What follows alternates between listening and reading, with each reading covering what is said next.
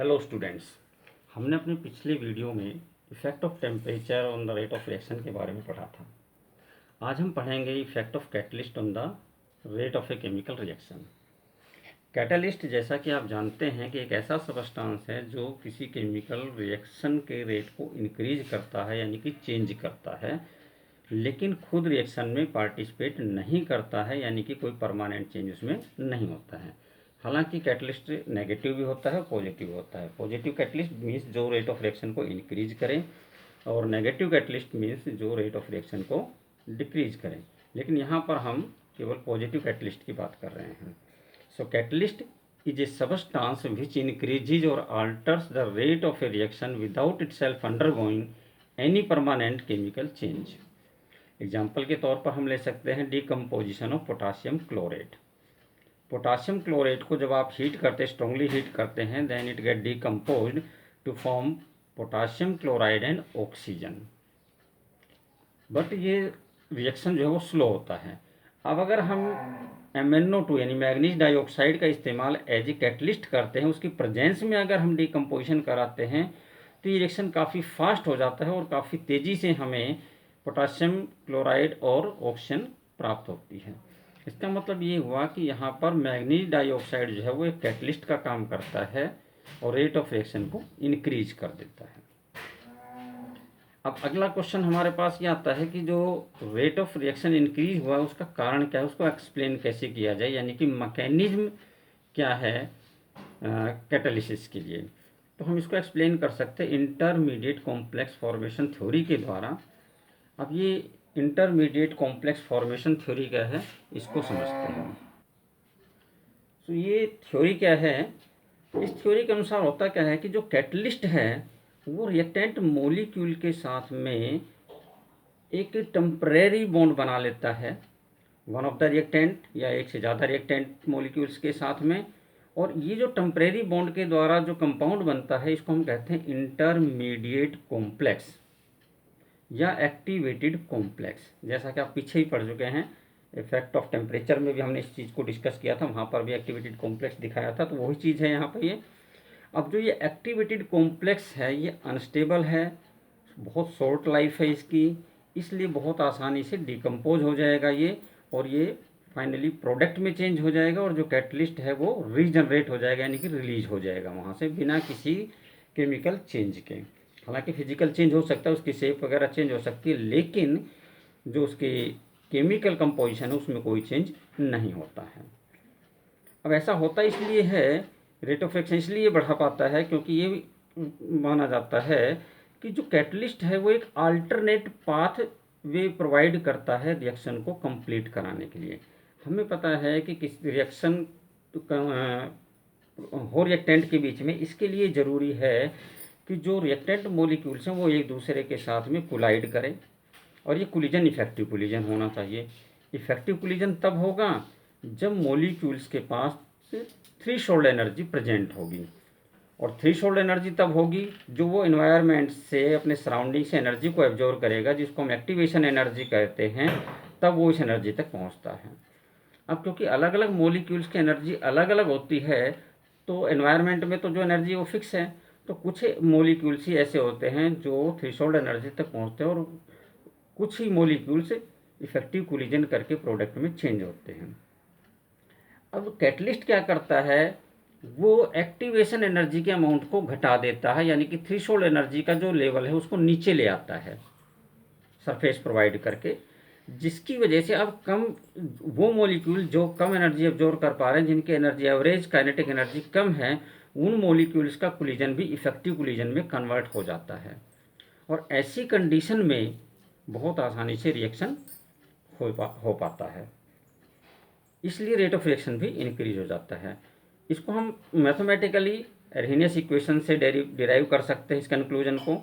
According to Arrhenius equation, rate constant is equal to Arrhenius factor, यानी कि pre exponential factor into E exponent minus E A upon R T.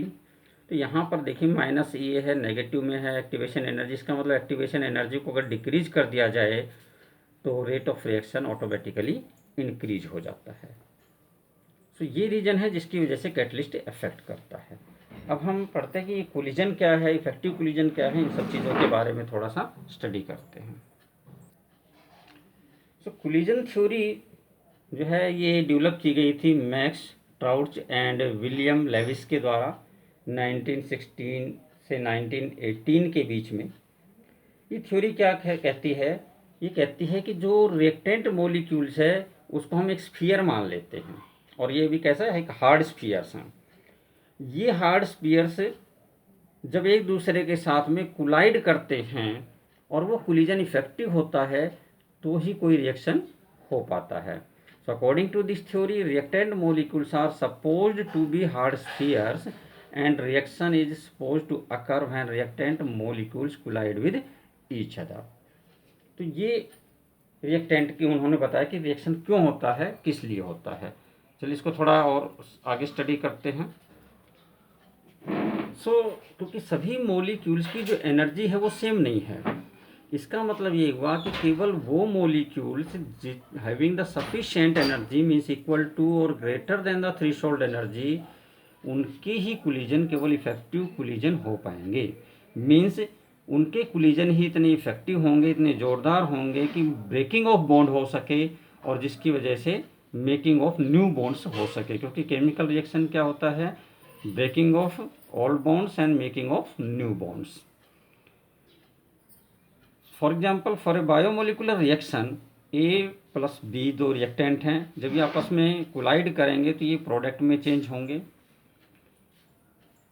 अगर हम इसको represent करें equation के रूप में, एरहिनियस इक्वेशन जो है उसी फॉर्म में करें तो रेट यानी कि रेट कांस्टेंट से डायरेक्टली रिलेटेड होता है। तो रेट इज इक्वल टू क्या होगा, ZAB E exponent minus E upon RT। यहाँ पर ZAB क्या रिप्रेजेंट कर रहा है, कोलिजन फ्रीक्वेंसी को रिप्रेजेंट कर रहा है, और e raise to minus E upon RT जो fraction of molecules having energy equal to और greater than activation energy. Means जो नॉर्मल एक्टिवेशन एनर्जी उसको एब्जॉर्व करने वाले मॉलिक्यूल्स है उससे ज़्यादा एब्जॉर्व करने वाले मॉलिक्यूल्स की संख्या को रिप्रेजेंट कर रहा है, यानी कि उन मॉलिक्यूल्स को जिनका कोलिजन इफेक्टिव कोलिजन होगा। तो दूसरे शब्दों में हम ये कह सकते हैं कि ZAB रिप्रेजेंट कर रहा है कि कितने मॉलिक्यूल्स, यानी कि EA माइनस ERT जो है ये रिप्रेजेंट करना कितने मॉलिक्यूल्स इफेक्टिवली कोलाइड हो पा रहे हैं।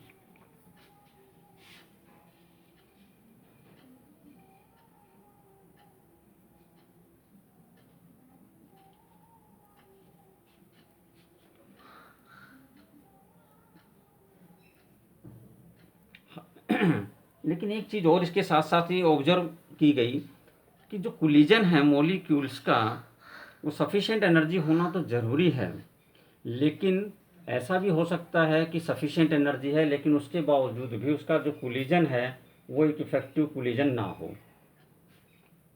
तो एक और फैक्टर देखा गया कि एनर्जी सफिशिएंट होने के बावजूद भी कोलिजन इफेक्टिव कोलिजन तब होता है जब कोलाइडिंग मॉलिक्यूल्स का जो ओरिएंटेशन है वो भी क्या हो, प्रॉपर हो।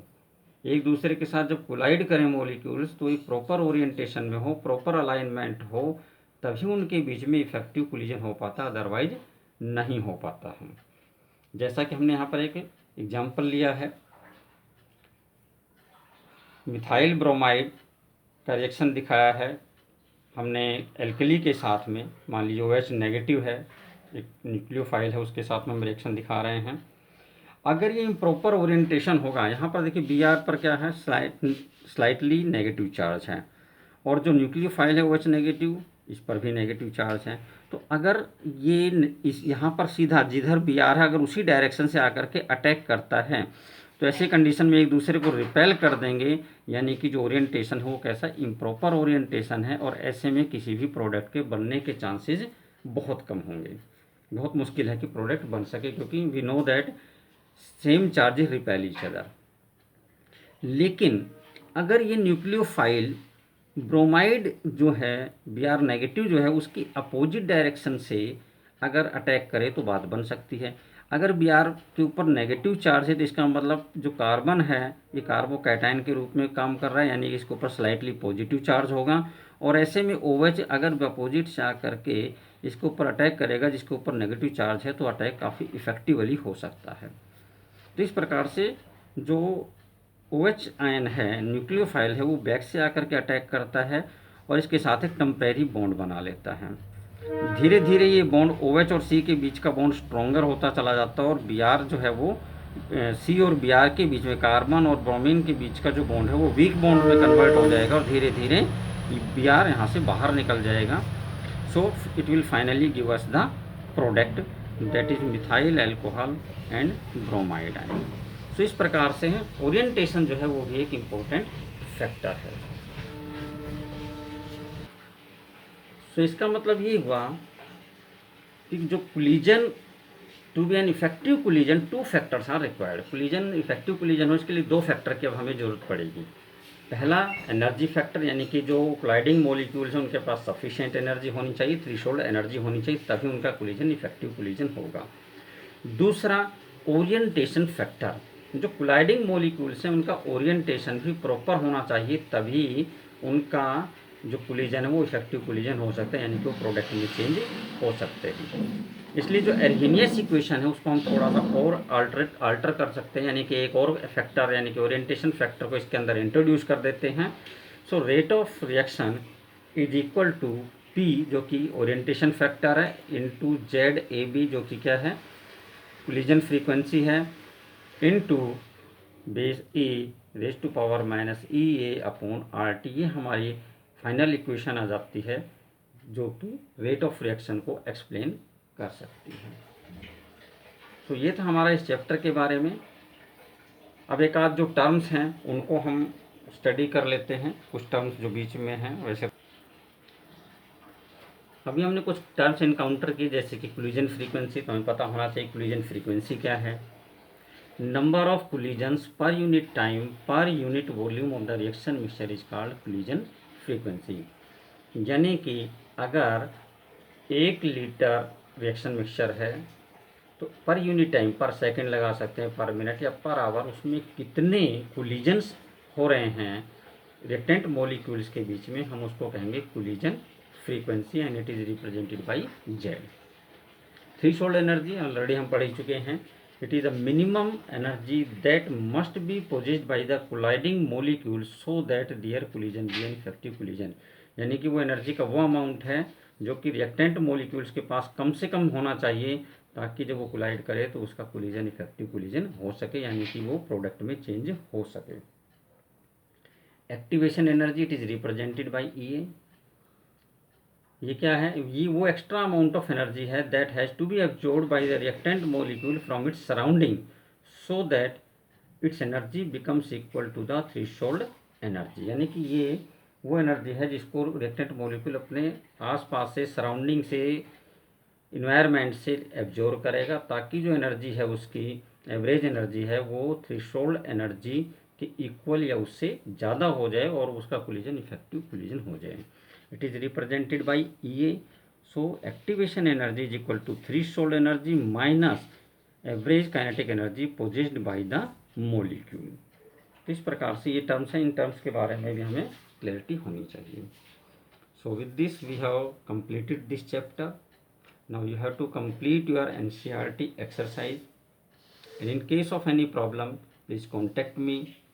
I would try my best to resolve your problems. Thank you. Have a nice day.